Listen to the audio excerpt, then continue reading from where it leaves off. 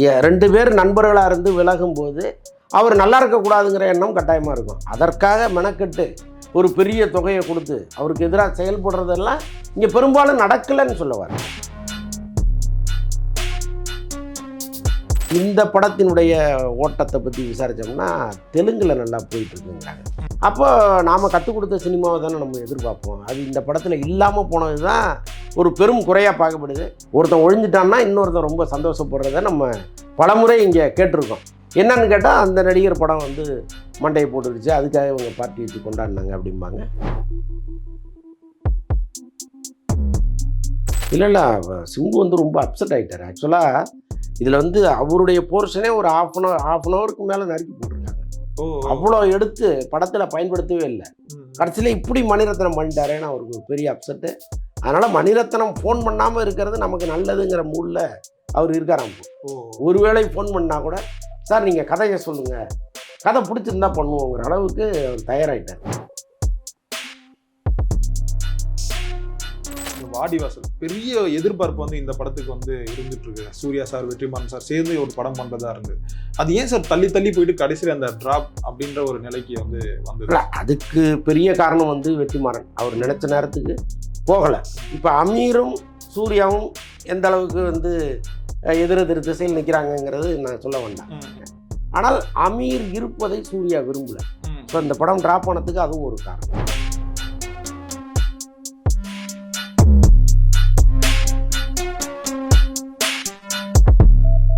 மக்களே, அன்பு வணக்கம். இன்றைய நமது சிறப்பு நேர்காணலில் நம்முடன் இருப்பவர் வலைப்பேச்சு சந்திரன் சார் அவர்கள். சார் வணக்கம். வணக்கம். எப்படி சார் இருக்கீங்க? நல்லா இருக்கேன். குபேரா இந்த படம் வந்து ரிலீஸ் ஆகியிருக்கு, படம் பார்த்துருப்பீங்க. முதல்ல படம் வந்து எப்படி சார் இருக்கு? படம் வந்து அந்த லெங்க்த்தாக இருக்குங்கிறது தான் பெரிய குறை. இன்னொன்று தனுஷனுடைய நடிப்பு எப்போவுமே நம்ம ரசிக்கும்படியான ஒரு நடிப்பு அவர் கொடுக்குறவர். இந்த படத்தில் வந்து ஒரு பெக்கராக நடிச்சிருக்கிறாரு, ரொம்ப பிரமாதமாக நடிச்சிருக்காரு. இன்னொன்று பல காட்சிகளில் எனக்கு என்ன வியப்பு அப்படின்னா, இந்த குப்பை மூட்டில் போட்டு புரட்டி எடுக்கிறாங்க அவரையும் ராஷ்மிகாவையும். நிஜமாகவே அது குப்பை கிடங்கா அல்லது வந்து இவங்களுக்காக செட்டு அது மாதிரி போட்டாங்களான்னு தெரியல. பட் எப்படி இருந்தாலும் அந்த மாதிரி காட்சிகளில் நடிக்க ஒத்துக்கிறது, முழுக்க முழுக்க ஒரு டைரக்டரை நம்பி போகிறது, அதெல்லாம் ரொம்ப பாசிட்டிவான ஒரு விஷயமாக இருந்துச்சு. பட் இப்படி நம்பி போன ஒரு நடிகரை இந்த டைரக்டர் எந்த அளவுக்கு யூஸ் பண்ணியிருக்காருங்கிறது ஒன்று இருக்குது. இந்த படத்தினுடைய ஓட்டத்தை பற்றி விசாரித்தோம்னா தெலுங்கில் நல்லா போயிட்டுருக்குங்கிறாங்க. தமிழ்நாட்டில் வந்து நம்ம தனுஷ் ரசிகர்களாக இருக்காங்க எல்லாருமே. அவங்களுக்கு வந்து தனுஷ் செகண்ட் ஹாஃப்லேயாவது கொஞ்சம் வேறு மாதிரி வந்திருக்கலாம். ஏன்னா ஒரு பிச்சைக்காரன் கடைசி வரைக்கும் கஷ்டப்பட்டுக்கிட்டே இருக்கணுமா, அவன் அக்கௌண்ட்டில் ஒரு 10,000 கோடி இருக்கும்போது அவன் ஏன் இறங்கி திருப்பி அடிக்கக்கூடாது அப்படிங்கிறது தான் எல்லாருடைய கேள்வியாகவும் இருக்குது. இப்போ சினிமாவும் நமக்கு இவ்வளோ காலமாக அது தானே கற்றுக் கொடுத்துருக்கு. அப்போ நாம் கற்றுக் கொடுத்த சினிமாவை தானே நம்ம எதிர்பார்ப்போம். அது இந்த படத்தில் இல்லாமல் போனது தான் ஒரு பெரும் குறையாக பார்க்கப்படுது. மற்றபடி இந்த மேக்கிங்கு, அந்த படத்திற்காக மெனக்கட்ட எல்லாருமே வந்து பிரமாதமாக பண்ணியிருக்காங்க. டைரக்டர் அவர் என்ன நினச்சிருக்கிறாரோ அதை சரியாக எடுத்திருக்காரு, அவ்வளோதான். படத்துக்கு வந்து கலவையான அந்த விமர்சனம் வந்து வந்துட்டு இருக்குல்ல சார். இதுக்கப்புறம் தனுஷ் குறித்து இந்த விமர்சனங்கள்லாம் வருது. அவ்வளோதான், தனுஷோட அந்த கரியரை வந்து முடிஞ்சிருச்சு அப்படின்ற மாதிரிலாம் சொல்கிறாங்கல்ல சார். இது எப்படி பார்க்குறீங்க? தனுஷ் எல்லாம் முடிக்க முடியுமாங்க? முடிக்கிறதுன்றதை விட ஒரு சிலர் வந்து இந்த தோல்வியை வந்து கொண்டாடுறாங்க அப்படின்ற மாதிரி நிறைய ட்விட்டர்லலாம் நம்ம இல்லை, தோல்வியை கட்டாயமாக கொண்டாடுவாங்க. ஏன்னா இங்கே தமிழ் சினிமாவை பொறுத்தளவுக்கு போட்டிகளும் பொறாமைகளும் நிறைந்த ஒரு ஊர். ஒருத்தன் ஒழிஞ்சிட்டான்னா இன்னொருத்தன் ரொம்ப சந்தோஷப்படுறத நம்ம பலமுறை இங்கே கேட்டிருக்கோம். அதை சம்மந்தப்பட்டவங்களே வந்து வெளியில் கசிய விடுவாங்க. தெரியுமா, நேற்று ஒரு பார்ட்டி நடந்துச்சு, எதுக்காக நடந்தது தெரியுமா அப்படின்னு ஆரம்பிப்பாங்க. என்னன்னு கேட்டால் அந்த நடிகர் படம் வந்து மண்டையை போட்டுடுச்சு, அதுக்காக இவங்க பார்ட்டி வச்சு கொண்டாடினாங்க அப்படிம்பாங்க. கிட்டத்தட்ட இந்த தோல்வியும் அவங்க அப்படி தான் பார்த்துருப்பாங்க. பட் இந்த படம் ஆந்திராவில் நல்லா ஓடுது, அங்கேயே தனுஷ் படம் தானே, சொல்ல முடியாது. நாளைக்கு இந்த படத்துக்கு வந்து தனுஷுக்காக ஒரு நேஷனல் அவார்டு கொடுக்குறோம்னு சொல்லிட்டாங்கன்னு வைங்க, இந்த பார்ட்டி கொடுத்தவங்களாம் என்ன ஆவாங்க? பார்ட்டி கட்டாயமாக நடந்திருக்கும். நான் என்னமோ பார்த்த மாதிரி. இப்போ இந்த பார்ட்டி நடந்த இந்த கேள்வி கேட்குறேன்ல சார். ப்ளூ சட்டை மாறன் வந்து ஒரு ட்வீட் வந்து போட்டிருந்தாரு. இந்த மூக்குத்தி அம்மன் நடிகை, இந்த வெந்து தணிந்தது காடு நடிகர், அப்புறம் இந்த எதிர்நீச்சல் நடிகர்லாம் சேர்ந்து ஒரு கொண்டாட்டத்தில் இருக்காங்க அப்படின்ற மாதிரி போட்டிருந்தாங்க. அதுக்காக தான் இந்த கேள்வியே. இல்லை, கட்டாயமாக கொண்டாட்ட மனநிலை இருக்கும். இங்கே வந்து ஒரு சக நடிகனுடைய தோல்வி தன் தோல்வியாக பார்க்குறவங்களாம் கிடையாது. நம்ம இண்டஸ்ட்ரியே கொஞ்சம் வித்தியாசமான இண்டஸ்ட்ரியாக இருக்குது. இது வந்து இப்போ வேறு லாங்குவேஜில் போட்டி இருக்குது, ஆனால் பொறாமை இருக்கான்னா கிடையாது. அங்கே வந்து ஒருத்தருக்கு ஒருத்தர் கை கொடுத்துப்பாங்க. ஒன்றும் இல்லைப்பா, தெலுங்கில் வந்து ஒரு நிகழ்ச்சி நடக்குதுன்னு வச்சுங்களேன், ஒரு சினிமா நிகழ்ச்சி நடக்குது அப்படின்னா சம அந்தஸ்து உள்ள இன்னொரு நடிகர் ஒருத்தரோ 2 பேரோ 3 பேரோ அங்கே வந்துடுவாங்க தானே. நீங்கள் கூப்பிட்றீங்களோ கூப்பிடலையோ அவங்க வந்துடுவாங்க. வந்து அந்த படத்துக்கு நம்மளால் ஆனால் என்ன ப்ரொமோஷனோ அதையும் பண்ணி கொடுப்போம்னு வருவாங்க. ஸோ அப்படி உள்ள இண்டஸ்ட்ரி அது. இங்கே கூப்பிட்டு பாருங்கள், யாரையாவது வீட்டுக்கு வீடு போய் கூப்பிட்டா கூட வரமாட்டாங்க. வீட்டில் உட்காந்து யாகம் நடத்துவாங்க, இது மண்ணா போயிடணும், விளங்கக்கூடாது அப்படின்னு. ஸோ அந்த மாதிரி வந்து தனுஷுக்கும் நடந்திருக்கு. தனுஷ் வந்து மற்றவர்களுக்கு அப்படி நடந்துக்கிட்டாருன்னா எல்லாமே ஒரு காலத்தில் அப்படி நடந்தவங்க தான். இன்றைக்கி கொஞ்சம் பக்குவம் வந்திருக்கலாம், ஐயோ இப்படிலாம் நம்ம பண்ணியிருக்கோமா அப்படின்லாம் தோணியிருக்கலாம். பட் இருந்தாலும் இந்த தோல்வியை ஒரு குறைந்தபட்ச சந்தோஷத்தோடு கொண்டாடினவங்க உண்டு. தனுஷ் வந்து திரையில வந்து நல்லா நடிக்கிறாரு. ஆனா அந்த மேடையெல்லாம் போகும்போது அவரால் அந்த நடிப்பு வந்து சரியா கொடுக்க முடியல.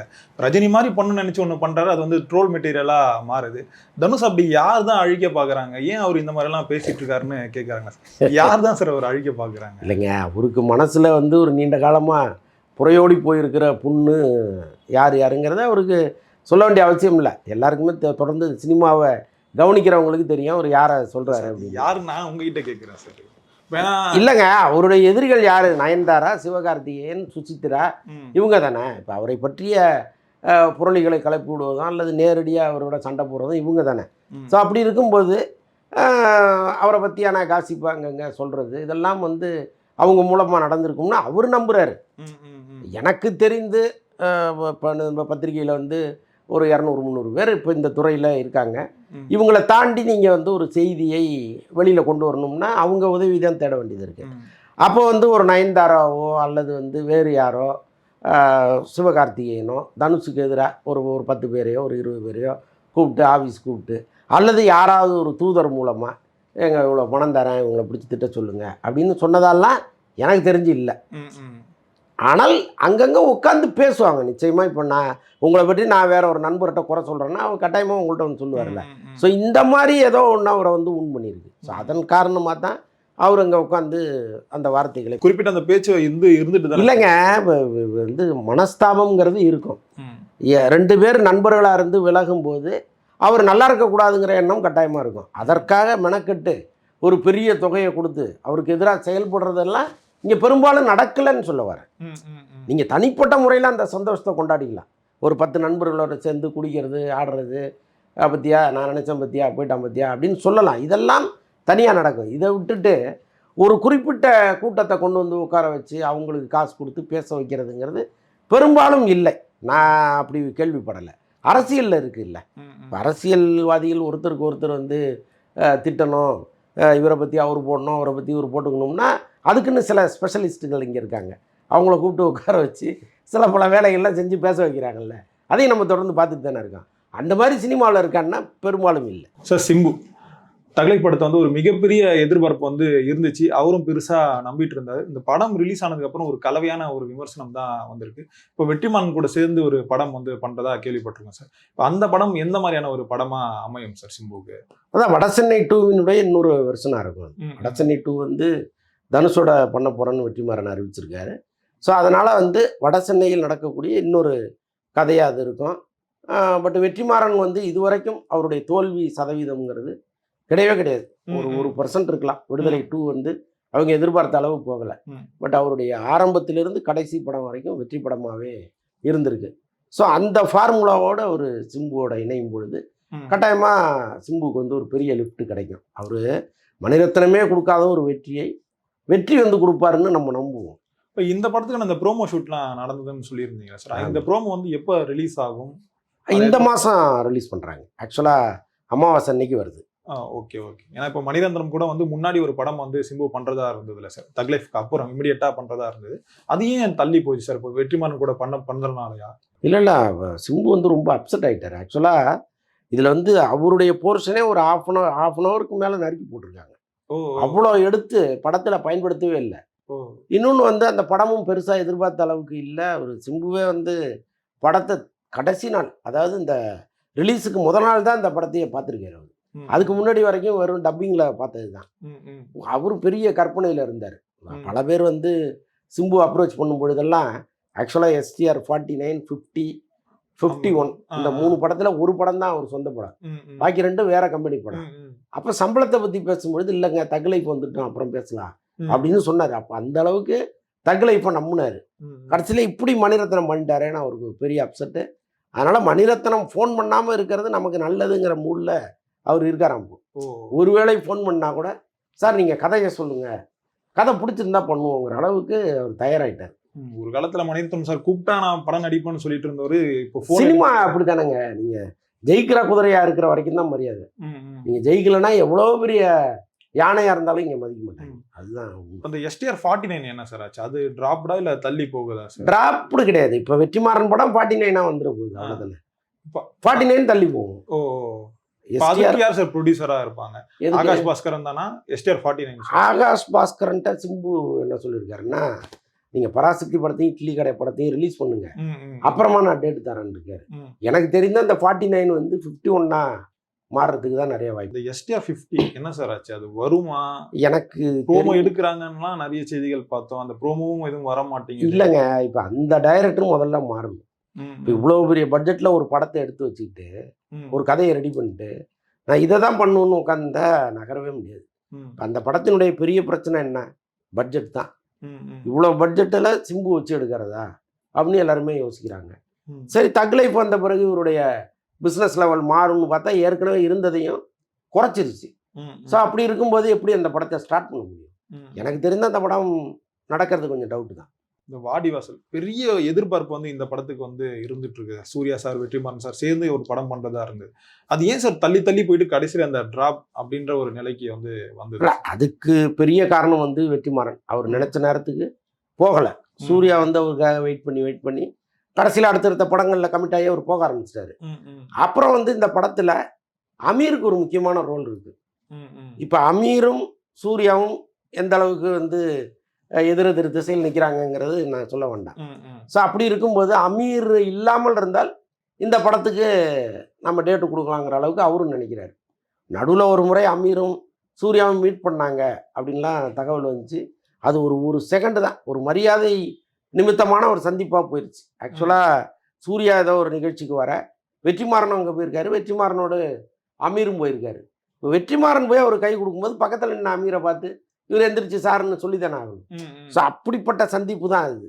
உடனே என்ன பண்ணிட்டாங்க, உங்களுக்குள்ள காம்ப்ரமைஸ் ஆகிட்டாங்க, வட சென்னை படத்தில் அமீர் இருக்காரு அப்படின்லாம் சொல்ல ஆரம்பிச்சிட்டாங்க. ஆனால் அமீர் இருப்பதை சூர்யா விரும்பலை. ஸோ அந்த படம் ட்ராப் ஆனதுக்கு அதுவும் ஒரு காரணம். சூர்யா கடைசியாக ஒரு தேட்டர் இட்டு கொடுத்த படம் வந்து சிங்கம், அந்த பீரியடில் தான் சொல்கிறாங்க. அதுக்கப்புறம் எந்த ஒரு பெரிய படமும் வந்து அவருக்கு அமையல. பெரிய டேரக்டர் கூட போறாரு, படம் கமிட் ஆகுது, ஆனால் படம் மட்டும் வரமாட்டுது. வேற யாராவது அந்த படத்தை வந்து எடுத்துட்டு போயிடறாங்க சார். இதுக்கு சூர்யா தான் காரணமா இல்லை அந்த டேரக்டர்ஸ் ஏதாவது காரணமா? இல்லைங்க, தலையெழுத்து தான் காரணம். ஏன்னா ஒரு படத்தினுடைய கதையை கேட்டு முடிவு பண்ணவே முடியாது. செட்டில் வந்து அந்த படம் எப்படி வேணாலும் மாறும். கடைசியில் எடிட்டிங் டேபிள் வர்ற வரைக்கும் அந்த படத்துக்கு மாற்றம் நடந்துகிட்டே இருக்கும்.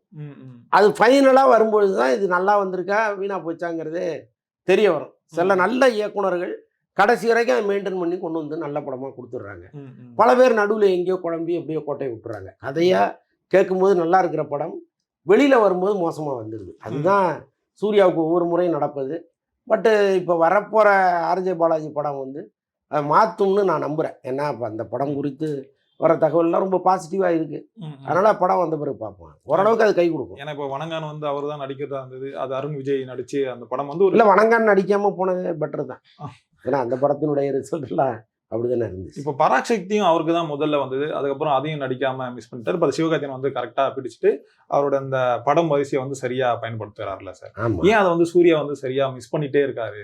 இல்லை, பராசக்தி படம் குறித்து நிறையா பேசிட்டோம். ஏன்னா அதுலேருந்து ஏன் சூர்யா வெளியில் போனார் அப்படிங்கிறது காரணம் வந்து இந்திக்கு எதிரான ஒரு படம். இன்னொன்று வந்து அந்த படத்தினுடைய OTT பிளாட்ஃபார்ம் கம்ப்ளீட்டாக மூடிட்டாங்க. என்ன காரணம்னா இது இந்திக்கு எதிரான படம், இதை நாங்கள் ஏன் வாங்கணும்? அவங்களுக்கு ஒரு அழுத்தம் கொடுக்கப்பட்டது. என்னென்னா OTT நிறுவனங்களுக்கு ஒரு குறிப்பிட்ட திசையிலேருந்து ஒரு அழுத்தம், இந்த படத்தை நீங்கள் வாங்கக்கூடாது அப்படின்னு. அப்போ OTTயில் ஒரு 125 கோடி அந்த படத்தை விற்கலான்னு நம்பும் பொழுது அது டோட்டலாக கட் ஆகுது.